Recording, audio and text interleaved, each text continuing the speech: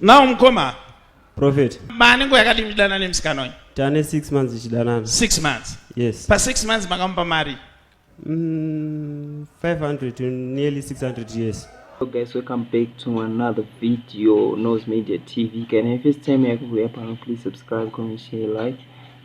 Today in the a video from Prophet T Freddy. So guys, watch the video and enjoy.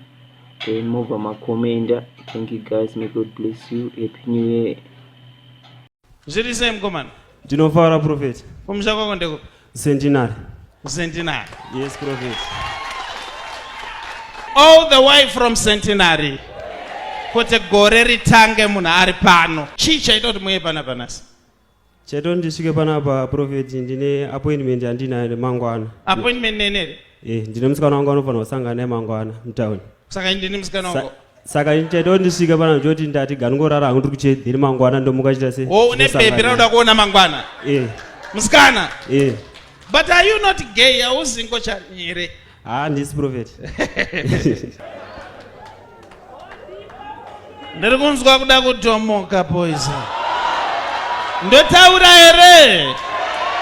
Ndotaura here ini ndotaura. Ndotaura. Ndotaura. Ndotaura. Ndotaura here ini ndotaura. Ndotaura here ini ndotaura. Ini ndotaura mai. Ndotaura. Ndotaura mai. All right. Now mkoma. Prophet. Mani ngo yakati mchidana ni msikana wenye? Tane 6 months ichidanana. 6 months? Yes. Pa 6 months makampa mari? 500 to nearly 600 years. Kupusa ziri legendary. Ndibatsiro Prophet. Okay.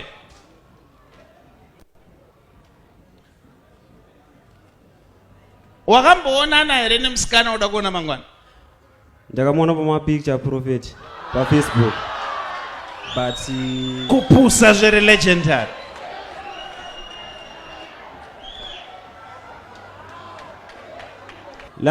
Last month tatakaronga zoti tionane.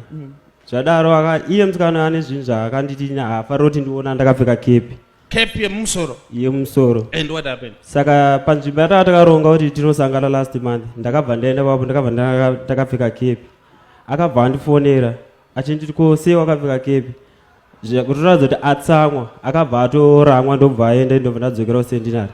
Ndobva taronga kuti tosangana ari ndobva tosangana musi wa 1 January gore richitanga.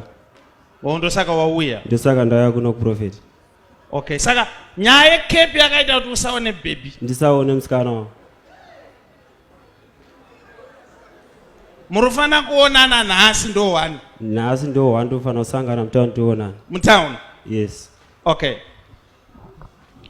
Chandoda ngokuudza ndechekuti waita zvakanaka warara uri pano. Yotenda Prophet.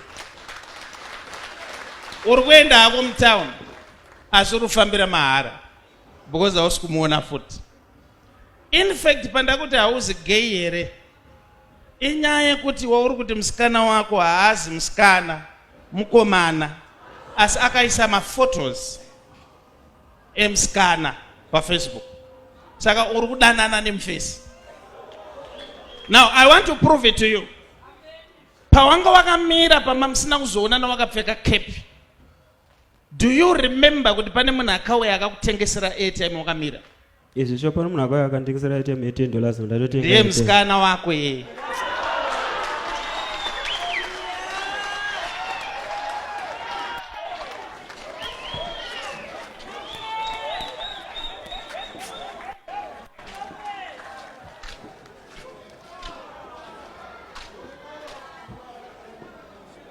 Chinzwa mkoma.